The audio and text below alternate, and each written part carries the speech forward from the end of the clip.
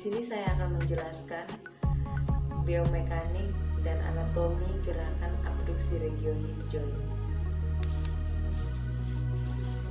Os yang membentuk regioid pada gerakan abduksi yaitu ilium, ischium, sacrum, coccyx, femur, pubis, dan lumbar.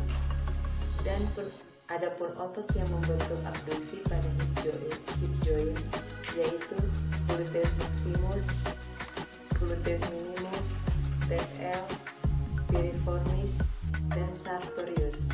Dan persendiannya berupa lambung, sacral joint, sacrococcygeal joint, sacroiliac joint, symphysis pubis joint, dan hip joint.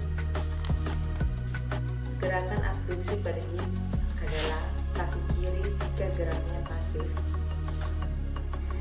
0-45 derajat, jika kanan geraknya aktif 0-30 derajat. ROM kaki kiri jika geraknya pasif 0-45 derajat.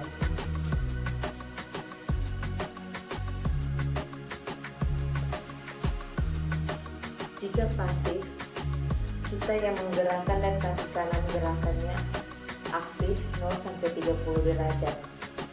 Jika aktif, pasiennya yang menggerakkan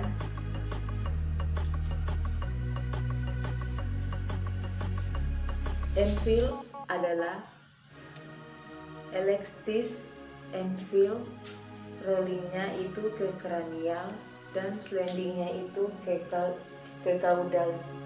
Jadi rolling slidingnya seperti ini.